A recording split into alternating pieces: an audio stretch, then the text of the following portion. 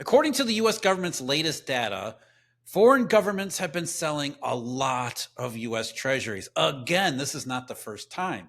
But on the other side, public participants have been buying a lot of treasuries, especially in the month of February. It was an enormous amount of treasury purchases on net.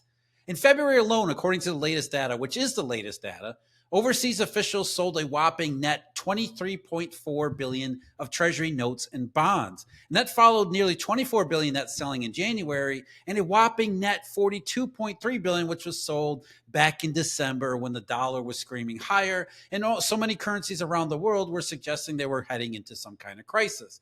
That was a dollar shortage period. So we're talking about a net of 86 billion sold by foreign official institutions in just the last 3 months, up to including February. And given everything that has happened since the end of February, it's almost assured that foreign governments and official institutions have been selling a whole ton more in March and especially April. But this is not because they hate America, they're ditching the dollar, they don't like Trump. This is not even really about trade wars. This is something about more fundamental than all of that, and that is the monetary system itself. Foreign governments sell their US treasuries when faced with a dollar shortage. At the same time, foreign private people, they go for the perceived safety of treasuries at the same time. So you got foreign officials selling and foreign people buying. And that's what the tick data has shown, especially during these dollar shortage periods that we've seen.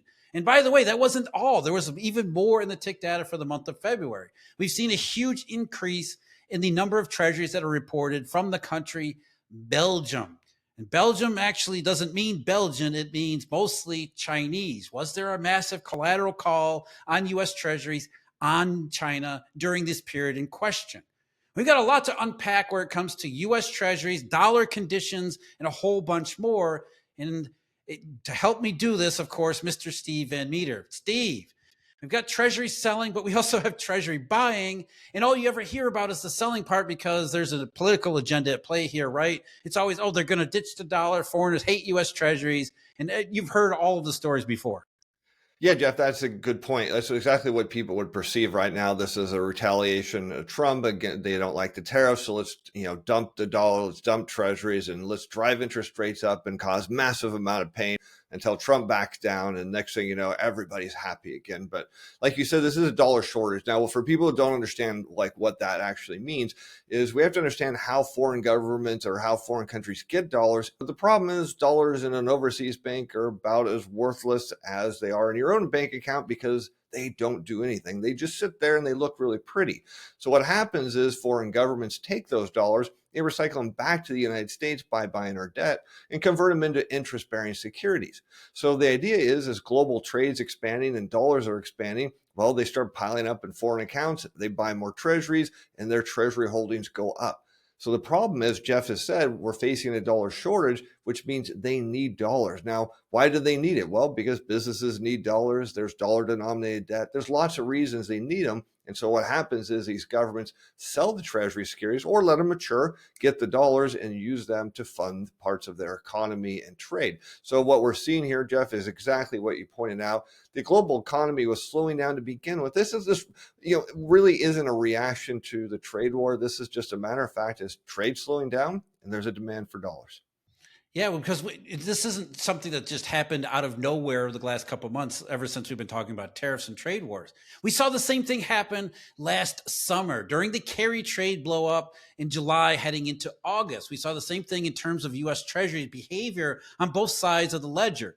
As far as foreign institutions were concerned, according to the tick data, they sold a whopping net 33.3 billion in the month of July. Again, long before Trump was president, long before trade wars, anybody was talking about tariffs. That was July, even before the carry trade blew up. So what that said was even back in July of 2024, the entire Eurodollar system was experiencing difficulties, great and growing difficulties related to what Steve just said, perceptions of recession risks that were rising, therefore money dealers becoming more risk averse, dollar providers all across the system becoming more risk averse, making it more difficult for people to access the dollar system. And therefore, you're a foreign official institution. Some of your local banks are having trouble funding their dollar positions. You help them out any way you can. And so that's why you have these US Treasuries to begin with. That's what reserve assets are for. They're there as your reserve in case you run into these types of conditions. It doesn't leave these local banks of yours stuck defaulting on dollar loans, which is the absolute worst thing that can happen. Just ask all the countries that have done that over the last, for 40 or 50 years. Once you default on dollar obligations, the dollar system says basically goodbye, don't come back for another 20 years.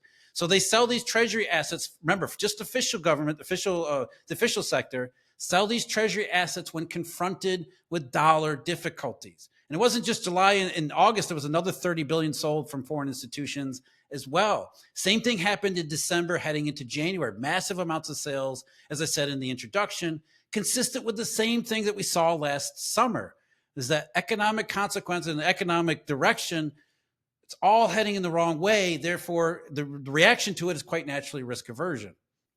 Yeah, Jeff, and you mentioned kind of the public is buying at the same time these private institutions are selling. So what's going on there is really interesting because the public, when they have too much cash, they look to invest it to make a return on their money, whether it's in businesses or trade or whatever it is they're investing in. But right now they're saying, look, we don't see any opportunity that's going to yield something higher than treasuries without a lot of risk. And there's a second reason is they're also betting on the fact that interest rates are going to come down. Now we hear from Fed Chair Powell and his legion of, people that no, we're not going to cut. But the reality is, Jeff, you and I know at some point they're going to. So what you're seeing is all of these public institutions loading up on treasuries because they know at some point interest rates are going to go down, bond prices are going to go up, and they're going to sell and make a profit, not only off the rate that they're earning, but off the price appreciation. Yeah, that's why it looks like governments are doing the exact opposite of what they should. And you and I have talked about this before. Governments tend to sell their treasuries at the worst time to sell U.S. treasuries, and which is why a lot of people think, well, it has to be for some other reason, and it is. It's just not the one that most people come up with. They think it must be because they hate, Biden or they hate Trump. They're ditching the dollar, which of course they never do. And the answer is it's because of the dollar conditions that are happening at the time.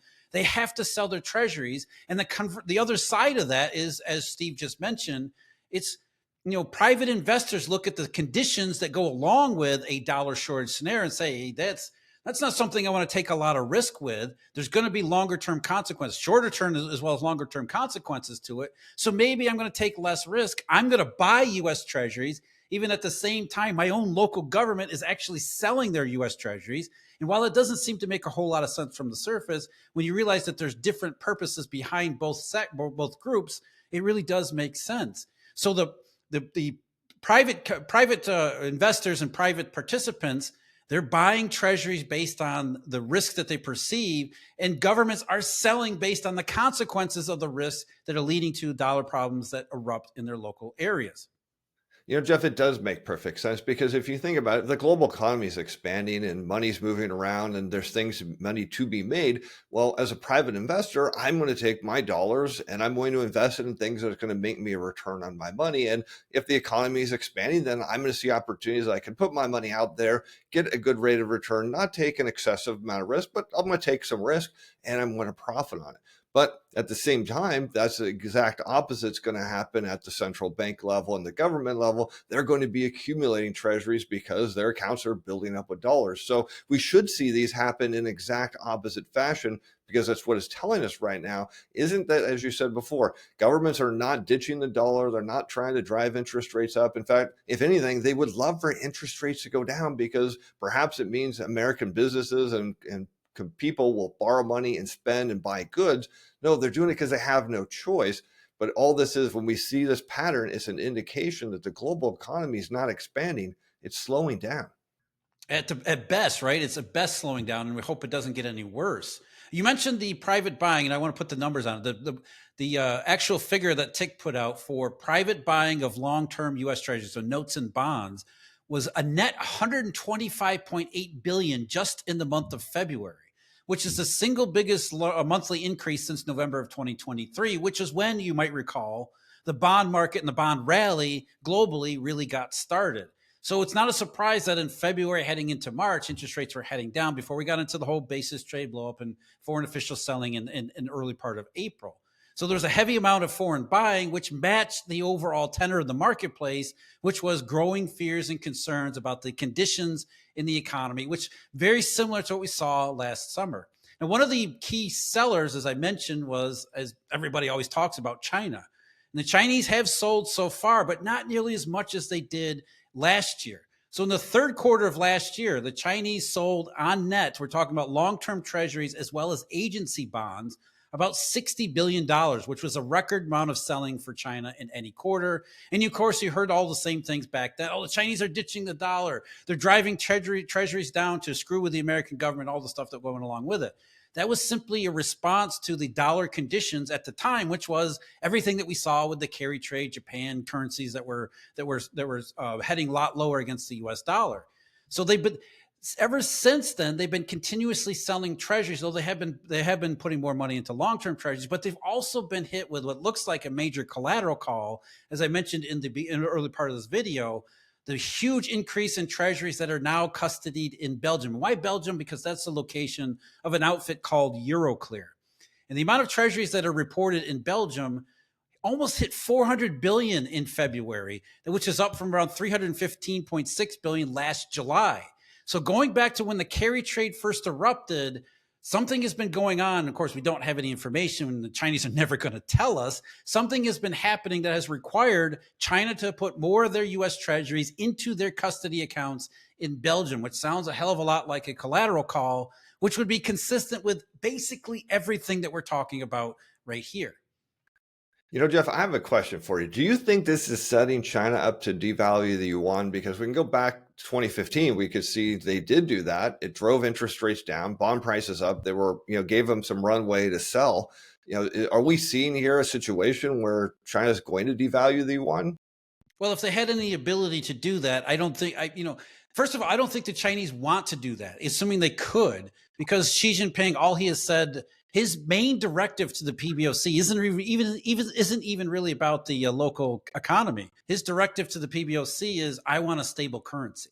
So even if the Chinese could devalue the yuan, I don't think that the government wants to devalue yuan. They want to keep it right around where it is. In fact, they've continuously drawn a line in the sand around 720 to 730. They'll tolerate it around 730, but they would certainly prefer it around 720 because that seems to be consistent with all their goals, which is to dump a lot of manufactured goods on the rest of the world. And this allows them to do that. They don't want a cheaper yuan because it's not really about export stimulus as it is about financial stability and everything that comes along with it. The more the yuan goes down, like we saw in 2015, as you're pointing out, Steve, the greater there are in terms of consequences in the banking sector and international trade, as well as international monetary flows.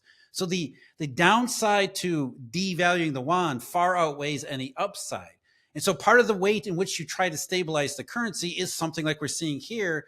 If you have to pledge more of your collateral with Euroclear to maintain a margin of funding in the local currency or in the local jurisdiction that allows the currency to remain relatively stable. Jeff, I agree with you. I don't think China wants to devalue the yuan. There's a lot of people that are talking about that they're setting up to do that. And if they do, to me, my perspective is it's kind of like the thing of last resort, like nothing else is working and they have to do it. But I totally agree. Xi Jinping does not want to see the yuan go down. They want to try to keep it exactly where they're at. And it's kind of interesting because we've seen China start to limit outflows from the country, kind of as if they feel like something's coming, but they need to keep money inside there. You're right. If they devalue, it's just going to create a lot of havoc. But the question is, if this trade war continues on, what choice do they have? Do they have any really other options here? Is it they're just forced to sell their treasury securities? What do you think they're going to have to do? Yeah, there's a lot of similarities to 2015 in a lot of different ways. But if we're talking about devaluation as a intentional economic tactic and an intentional stimulus, a couple percentage on the yuan isn't going to help. They would have to devalue the yuan by like 50% or 70% or even more to like they used to do back in the old days when you used to devalue your currency relative to gold. It wasn't by like 2 or 3%. You devalue your currency by like a ton.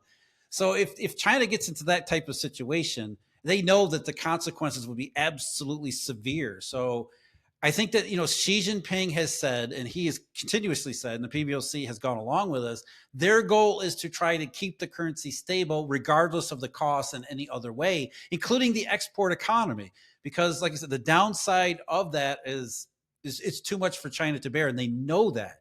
Now, would they get pushed into a situation where they feel like that's the only choice? I don't think that's the case either. I think there's other ways that they can try to alleviate some of the hardships that are caused by trade wars and trade restrictions. So I don't know if that's necessarily even a last resort kind of case either. I'd be curious to get what your thoughts on that is, Steve. Yeah, just kind of looking at the picture, they're restricting money leaving the country. Everyone's worried that they're dumping Treasury, which of course we know they're not. I mean, they need dollars, so their Treasury holdings appear to be steadily in decline to begin with. But you look at, so there's a lot of recent commentary that Trump could delist Chinese companies as part of the ongoing trade war.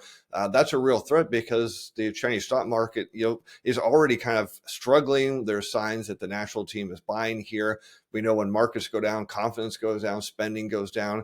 And then you start to look at their real estate sector. If China's economy goes into deflation, I look at the properties sector as, could margin call the banks. I mean, like, this is a serious issue. So you kind of look at their scenario here. We heard Premier Lee come out and said, look, we need to spur domestic consumption. It's like, look, that's been your issue forever, that you've got all these people that they're just not consuming. I mean, if they consume like Americans, you guys wouldn't have a problem. But he mentioned the fact that the labor market, there was concerns there. So I look at what's happening there, and it's very clear they're really starting to worry. Maybe they've got, the runway to go a few more months before they really have to do something about this trade war.